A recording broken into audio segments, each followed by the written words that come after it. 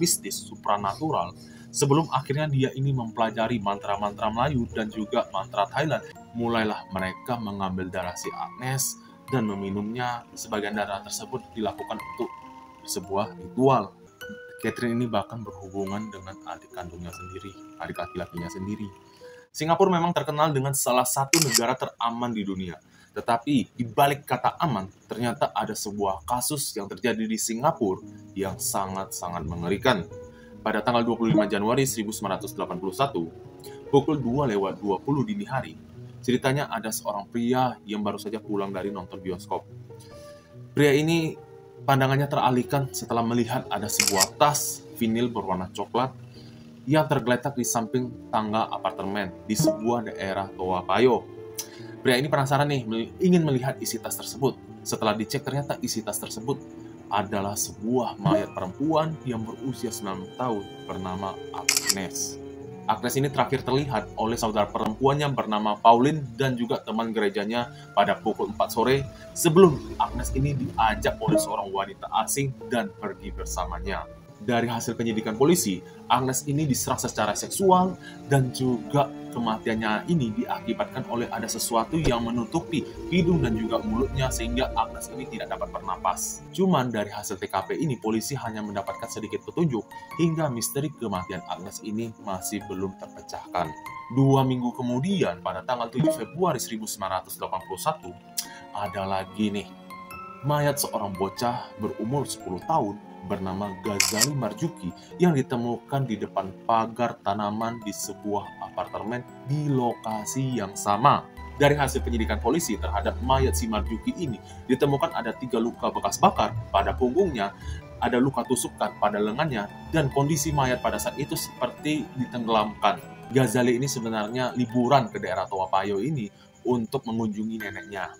Saat Ghazali dan kedua sepupunya ini sedang bermain di sebuah taman, ada seorang wanita asing yang mendekati mereka dan meminta Ghazali ini untuk membantu wanita asing ini. Ghazali pun setuju dan mengikuti wanita asing ini pergi dengan sebuah taksi.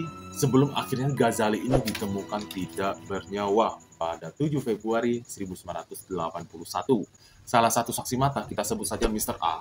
Jadi Mr. A ini tinggal di lokasi yang sama.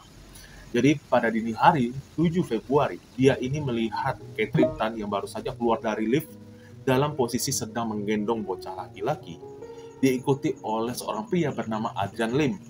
Jadi mereka berdua ini pergi ke bawah. Nah, nggak tahu tuh mau ngapain ke bawah kan. Jadi polisi ini menyelidikilah daerah sekitar yang ditemukan mayat si Ghazali ini. Polisi ini menemukan bercak darah. Setelah ditelusuri polisi nih, jejak darah ini mengarah ke sebuah blok 12, lantai 7. Noda darah ini berhenti di sebuah pintu yang ternyata pintu tersebut adalah kamar dari Adrian Lim.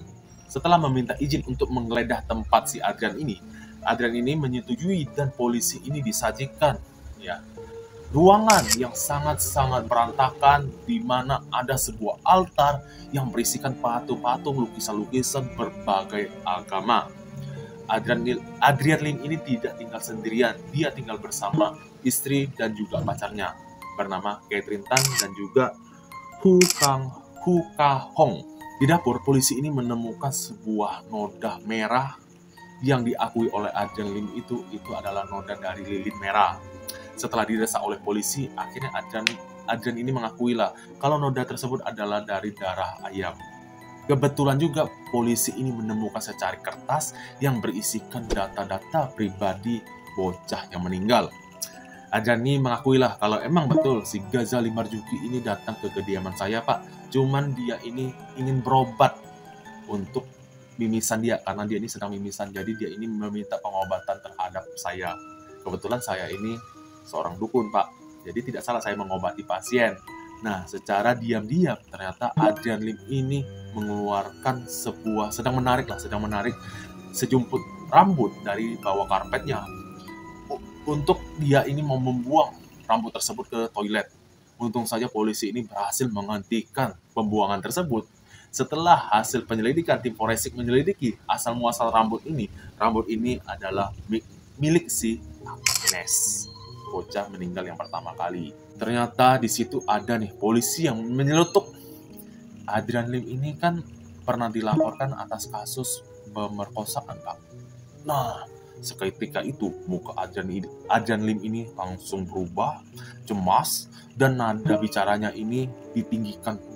Diikuti oleh si Hu ini yang tiba-tiba saja langsung berteriak. Wah, brutal jadinya kan. Nah, polisi ini makin mencurigai nih mereka bertiga ini jangan-jangan terlibat atas kasus pembunuhan 2 bocah ini kan. Langsunglah mereka diamankan. Kediaman milik Adrian ini langsung dikunci, lalu barang bukti mulai dikumpulkan. Sebelum lebih jauh, kita harus tahu dulu nih, siapa sih Adrian Lim ini? Dan kenapa Hu dan juga Christine ini terlibat dalam aksinya ini? Dan kenapa, alasan apa yang membuat mereka ini membunuh 2 bocah? Dan juga kenapa Adrian Lim ini didakwa atas kasus laporan pemerkosaan? Bersama saya Andrew Jaya, so welcome to my channel.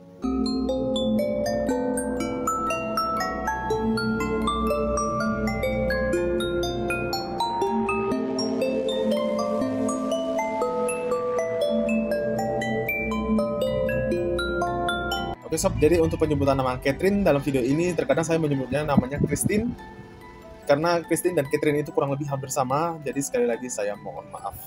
Adrian Lim lahir pada tanggal 6 Januari 1942. Anak pertama dari 3 bersaudara. Dia ini lulusan hanya sampai SMP dan tidak memilih untuk melanjutkan pendidikan yang lebih tinggi. Adrian ini pernah bekerja sebagai seorang informan untuk Departemen Keamanan Dalam Negeri, tapi tidak lama. Lalu dia ini bekerja sebagai seorang teknisi di sebuah perusahaan rediffusion. Sebelum akhirnya dia ini dipromosikan sebagai tukang tagih hutang. Pada tahun 1967, Adrian Lim ini akhirnya menikah dengan seorang wanita teman masa kecilnya. Mereka ini dikaruniai 2 orang anak. 3 tahun kemudian, Adrian ini membeli kamar di sebuah apartemen di lokasi yang sama di tempat kejadian. Adrian ini selalu menyukai hal-hal yang berbau mistis, supranatural. Sebelum akhirnya dia ini mempelajari mantra-mantra Melayu dan juga mantra Thailand dari seorang pria bernama Willy. Ia akhirnya bekerja sampingan sebagai seorang dukun. Pada tahun 1973, Adrian ini menyewa sebuah kamar untuk ia praktek. Kliennya ini pria, wanita, tua, muda, semuanya masuk. Terus ada juga gadis-gadis muda yang kebanyakannya ini adalah pekerja bar, pramugari, sampai dengan kupu-kupu malam yang ingin terlihat menawan lah. Berobat ke Adrian ini ingin terlihat menawan gitu kan, cantiknya memancar. Wow. Adrian ini mengaku nih kepada pasiennya ini, aku memiliki kekuatan supranatural. Bahkan Adrian ini juga dapat berbicara bahasa asing dalam keadaan kesurupan. Terus Adrian ini juga mengatakan kepada pasien, wah, kamu ini ada sosok roh jahat yang sedang berada di sampingmu, itu tidak baik itu. Jadi jalan satu-satunya ini saya ini harus berhubungan dengan kamu ya. Berhubungan, para sobat tahu lah ada arti kata berhubungan ya. Berhubungan dengan kamu agar saya dapat menyerap kekuatan jahat itu dari dalam tubuh kamu. Wow. Kekuatan yang sungguh-sungguh tidak berguna ya. Padahal itu semua itu adalah tipuan semata-mata untuk materi dan juga nafsu Adrian. Trik yang paling efektif dari Adrian ini adalah trik telur dan jarum, di mana Adrian ini akan memanaskan jarum hingga menghitam, lalu secara pelan-pelan dia akan menusuk ke dalam sebuah telur mentah. Jadi jarum panas ini dimasukkan ke telur mentah ya, ini pelan-pelan sampai jarum itu masuk ke dalam telur. Lalu si Adrian ini dengan menggunakan sebuah bubuk akan mengolesi lubang dari jarum tersebut hingga lubang tersebut tertutup. Nah, jadi telur ini akan diarahkan kepada pasien, kliennya ini, wah, mulai nih diobati pakai telur, genggam segala macam, dioper kepada pasien. Bin, salah bin, coba nih, bapak atau ibu nih, pecahkan telur ini. Cukup, pecah. Wah, ada jarum. Waduh, Pak, itu bahaya, Pak, Bu, itu bahaya, Bu. Itu sesuatu yang tidak baik itu. Nice. Jadi orang-orang kliennya tersebut sangat-sangat percaya. Pasien dengan menderita gangguan jiwa tentu dapat saya sembuhkan. Nice. Jadi si Adrian ini menyediakan jasa untuk pasien-pasien yang menderita gangguan jiwa, skizofrenia, kepalanya sakit, dan segala macam. Adrian ini menyediakan dengan cara alat dengan namanya shock terapi, di mana pasien akan diminta duduk dan di bawah kakinya ini akan direndam ke dalam sebuah tempat yang berisikan air, wadah berisikan air. Lalu di pelipis mereka ini, Adrian ini akan memulai mengalirkan sebuah aliran listrik. Tersengat-sengat tuh pasien. Adrian ini mengakui kalau teknik dalam shock terapi ini dapat menyembuhkan sakit kepala dan juga mengusir roh jahat. Catherine Tan, atau salah satu kaki tangan si Adrian, atau istri dari Adrian. Nah, tapi Adrian kan sudah menikah dengan teman masa kecilnya. Oh, itu beda, nanti kita bahas ya. Dulunya Christine Tan ini sangat kurang kasih sayang dari orang tuanya, bahkan sangat merasa diasingkan oleh orang tuanya. Pada saat umur 13 tahun, dia ini harus dimasukkan ke sebuah sekolah bagi anak-anak nakal. Tersakiti dong hatinya kan. Nah, cuman yang sangat disayang, orang yang sangat dia sayang, dan begitu pula orang yang sangat menyayangi si Christine ini cuma neneknya. Tetapi neneknya ini meninggal hingga membuat si Christine ini sangat-sangat depresi. Kebetulan si Catherine ini ada seorang teman yang juga bekerja di sebuah bar ya. Temannya ini bekerja di sebuah bar. Dan juga temannya ini merupakan klien pasien dari si Adrian ini. Jadi untuk menyembuhkan depresi yang diderita Catherine ini, temannya ini memperkenalkan si Catherine ini kepada si Adrian untuk mengobati depresinya. Kunjungan Catherine ke kediaman si Adrian ini semakin sering dan semakin intens. Padahal kan posisi Adrian kan sudah ada istri dan 2 orang anaknya. Nah, betul itu. Untuk menutupi perselingkuhan mereka berdua, Adrian ini bersumpahlah di depan istrinya, kalau aku dengan Catherine ini tidak ada hubungan spesial apapun. Cuman beberapa hari kemudian, perselingkuhan mereka terbongkar. Akhirnya, istri dan juga kedua anak si Adrian ini pilih meninggalkan bapaknya. Ya, setahun kemudian pada tahun 1976, istrinya ini menjatuhkan talak kepada si Adrian. Jadi Adrian ini diceraikan pada 76. 77 setahun kemudian, Adrian ini mendaftarkan pernikahan mereka, Adrian dan juga Catherine, ke negara. Wow, jadi menikah secara sah ya. Posisi sekarang Catherine menjadi istri sah bagi Adrian. Oke, saatnya Adrian ini melakukan kekerasan verbal, diancam, dipukul. Oke, bahkan si Catherine ini dibohongi oleh si Adrian. Adrian ini mengatakan kepada si Catherine ini, menyuruh si Catherine ini untuk menjual diri, open BO. Adrian ini juga berbohong kepada si Catherine, kalau seandainya kamu berhubungan dengan pria-pria muda, itu akan menambah kesehatan kamu akan lebih baik lagi. Selain itu, kita akan mendapatkan penghasilan tambahan dari hasil open BO kamu. Wow, ide yang cukup luar biasa ya. Cuman parahnya lagi para sobat ya, si Catherine ini bahkan berhubungan dengan adik kandungnya sendiri, adik laki-lakinya sendiri. Terus si Adrian ini juga membujuk adik iparnya, berarti adik perempuannya si Catherine ini, untuk mengikuti jejak kakaknya ini untuk menjual diri. Berarti posisi keadaan tersebut, keluarga si Catherine ini sudah sangat terpengaruh oleh Adrian. Sudah dibohongi, sudah diancam, bahkan dipukuli, merasa teraniaya. Si Catherine ini memilih tetap bersama tinggal dengan Adrian. Loh, kenapa? Kok mau? Nah, ternyata si Catherine ini dapat membeli baju sesuka hati, membeli produk kecantikan, dan juga ikut kursus pelangsing dengan dana mereka. Jadi ya, selain dipukul, selain segala macam dianiaya, si Catherine ini juga happy dapat belanja ceritanya. Lanjut kita bahas lagi pacar si Adrian, Hu Ka-hong, lahir pada tanggal 10 September 1955. Pada saat Hu ini berusia 8 tahun, ia ini harus kehilangan seorang sosok ayah. Jadi membuat ia ini tinggallah bersama neneknya hingga berusia 15 tahun. Setelah berusia 15 tahun, Hu ini kembali ke keluarga mereka yang terdiri dari ibu dan juga saudara perempuannya. Cuman di situ Hu ini merasa kalau ibunya ini pilih kasih, dia selalu diminta mengalah kepada saudara perempuannya, yang membuat Hu ini merasa ya kecewalah dan juga emosi.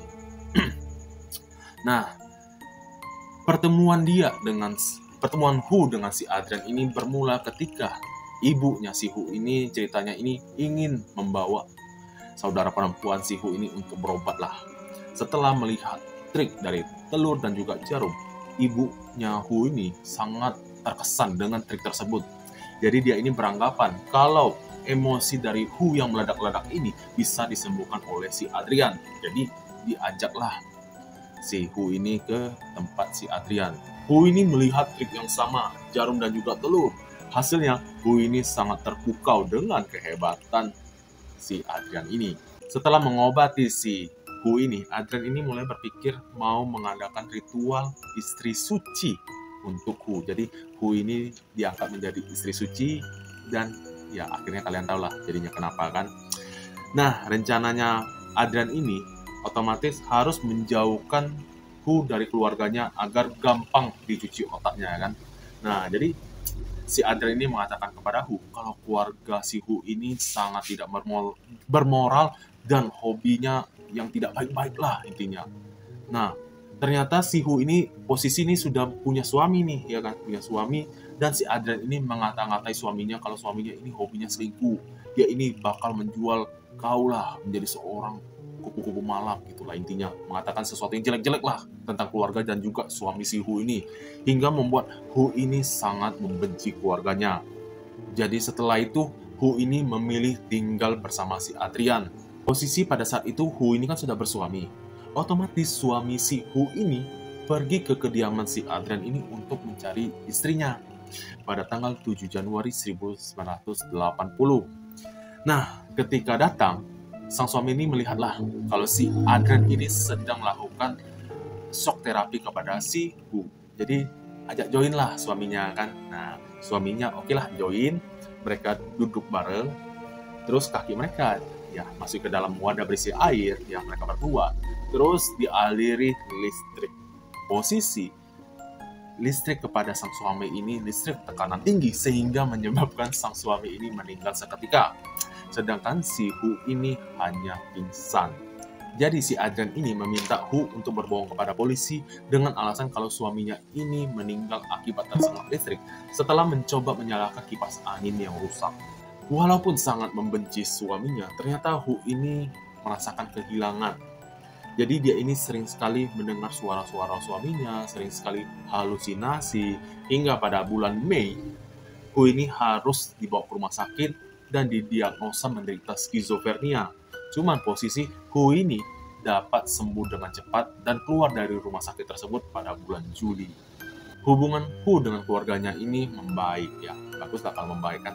Cuman posisi Hu ini tetap memilih tinggal bersama si Adrian. Masih ingat dakwaan yang pertama kali yang dicetuskan polisi kalau Adrian ini dilaporkan kasus pemerkosaan. Nah, begini ceritanya. Pada tanggal 19 Oktober, ada seorang wanita bernama Lucy Lau. Dia ini berprofesi sebagai pedagang kosmetik keliling, jadi sales kosmetik lah keliling. Nah, dia ini ke rumah Adrian ini tujuannya ini untuk menawarkan kosmetik kepada si Christine. Adrian yang melihat si Lucy ini mulai nih mengatakan kalau si Lucy ini diikuti oleh roh-roh jahat yang tidak bagus lah. Feng shui-nya buruk lah intinya gitu kan. Nah, si Adrian ini menawarkan jasa pembersihan dengan cara berhubungan. Posisi Lucy tidak percaya dong dengan hal-hal yang begini kan. Apa dia nih kan. Nah, posisi Adrian juga nih mengajaknya nih kok kayak menggebu-gebu nih. Pengen membersihkan atau hanya nafsu nih. Nah, jadi si Adrian ini triknya nih kan tidak berhasil nih. Jadi dia menyiapkan rencana B, yaitu dengan menyiapkan sebuah susu, dimasukkan 2 kapsul obat penenang, diaduknya, dan meminta si Lucy ini untuk meminum. Dia mengatakan kalau minuman ini adalah obat suci. Oke, kalau aku tidak bisa membersihkan seperti itu, mungkin aku bisa memberikan obat suci ini. Siapa tahu roh jahat kau keluar kan. Nah, diminumlah Lucy. Setelah minum, kok kepala aku pusing ya, tiba-tiba nah, pingsan kan posisi itu kan. Mulailah si Adrian ini mulai menggrepek-grepek si Lucy ini. Minggu-minggu berikutnya ini, Adrian ini masih menggunakan cara yang sama, memakai obat-obatan, bahkan mengancam si Lucy. Sampai pada bulan November, Adrian ini memberikan pinjaman yang lebih kecil nominalnya kepada keluarga si Lucy. Jadi misalnya keluarga si Lucy ini minta pinjaman 10 juta, tapi dikasih sama Adrian ini cuma 5 juta. Nah, Posisi kesal si Lucy kan tidak sesuai dengan permintaan dia kan. Nah, jadi dilaporkanlah si Adrian ini atas kasus pelecehan, pemerkosaan lah ya. Nah, dan juga dilaporkan juga Christine ini atas kasus persekongkolan. Si Adrian ini tidak terima nih kalau dilaporkan atas kasus pemerkosaan kan. Jadi dia ini meminta kepada si Hu ini untuk memberikan keterangan palsu kepada polisi. Kalau aku betul Pak, aku saksi mata nih, aku melihat si Adrian ini emang betul mengobati Lucy tanpa ada unsur pelecehan sedikit pun Pak di situ. Cuman laporan tersebut tidak terbukti hingga membuat Adrian ini harus membayar sejumlah jaminan dan juga Adrian dan Christine ini harus melapor kepada polisi setiap 2 minggu sekali. Adrian ini sangat merasa tidak nyaman kalau dia ini harus melapor 2 minggu sekali, apalagi dilaporkan atas kasus pemerkosaan kan. Terhina nian, padahal emang betul dia melakukan pelecehan tersebut kan. Jadi Adrian ini mulai melakukan sebuah ritual berharap laporan tentang pemerkosaannya ini dapat terahlikan. Korban pertama yang kita tahu adalah Agnes, dan wanita asing ini yang mengajak si Agnes ini adalah si Hu. Hu ini membujuk si Agnes ini untuk ikut dia dan berakhir di kediaman si Adrian ini. Christine dan Hu ini mulai nih memberikan makanan, minuman kepada si Agnes yang sudah ditaburi dengan obat penenang. Setelah Agnes ini pingsan, Adrian ini mulai melakukan pelecehan terhadap si Agnes. Setelah itu, mulailah mereka mengambil darah si Agnes dan meminumnya. Sebagian darah tersebut dilakukan untuk sebuah ritual. Setelah itu mereka mulai menutup hidung dan mulut si Agnes ini dengan sebuah bantal.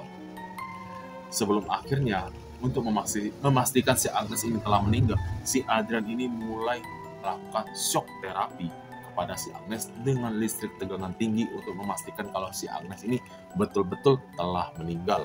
Sebelum akhirnya yang berakhir di sebuah tas ya. Korban kedua adalah si Ghazali ini yang dibawa oleh Hu ke kediaman si Adrian ini dan diberi obat penenang. Cuman pada saat itu Ghazali ini cukup lama untuk tertidur, jadi obatnya ini kurang efek ya.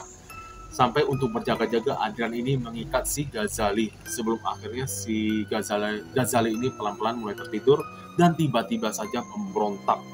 Mau tidak mau karena mereka panik, mereka ini mengeluarkan jurus karate ke leher si Ghazali ini dan membuatnya pingsan seketika. Setelah mengambil darah Ghazali dan membenamkan tubuhnya ke dalam air, Ghazali ini tiba-tiba sadar dan memberontak. Sebelum akhirnya dia ini muntah-muntah dan akhirnya meninggal. Hu ini berperan sebagai bersih-bersih lah, pokoknya bersih-bersih kekacauan tersebut di apartemen. Sedangkan si Christine dan juga si Adrian ini ya membawa Ghazali ini turun untuk diletakkan ya. Cuman pada saat itu Adrian ini menyadari ada bercak darah yang keluar dari hidung Ghazali ini. Jadi mereka ini berniat nih membersihkan noda darah tersebut sebelum matahari terbit lah intinya. Cuman noda tersebut tidak berhasil dibersihkan secara utuh hingga meninggalkan jejak bagi kepolisian yang menangkap mereka bertiga. Faktanya, pada saat penangkapan, istri suci dari Adrian Lim ini sudah berjumlah 40 orang. Ya, para sobat gak salah dengar, 40 orang. Wow. Pada saat penangkapan, ya, diinterogasi, Adrian ini mengakui perbuatan dia. Cuman beda cerita nih sama si Christine sama si Hu, masih membantah tuduhan tersebut hingga kasus ini dibawa ke pengadilan tinggi.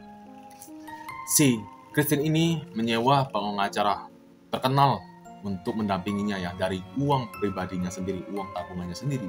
Sedangkan si Hu ini harus disediakan oleh negara pengacaranya ini.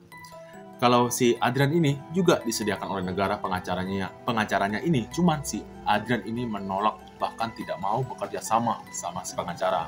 Akhirnya pengadilan ini memutuskan hukuman gantung kepada mereka bertiga pada tanggal 25 Mei 1983. Setelah pengadilan ini melihat foto-foto TKP, keterangan saksi, bukti lain seperti sampel darah, objek-objek keagamaan, obat-obatan hingga data-data pribadi korban yang semakin memberatkan mereka bertiga. Christine dan Hu ini juga mengajukan banding tetapi gagal. Hingga akhirnya pada tanggal 25 November 1988 mereka ini diberikan makanan terakhir sebelum berjalan menuju tali gantung. Yang jadi pertanyaannya ini, si Adrian ini mendapatkan obat penenangnya ini dari mana? Ternyata yang memberikan obat penenang kepada si Adrian ini adalah istri sucinya. Bukan satu, tapi dua. Memiliki gelar dokter juga ya. yang memberikan obat penenang kepada si Adrian. Efeknya, usaha praktik mereka berdua ini dicabut oleh Dewan Medis Singapura pada tahun 1990 akibat tragedi ini. Oke, sekian para sobat. Bila saya ada ucapan atau tutur kata yang salah, mohon dimaafkan. Jangan lupa like, komen, dan juga subscribe. Saya Andri Wijaya. Salam, ciao.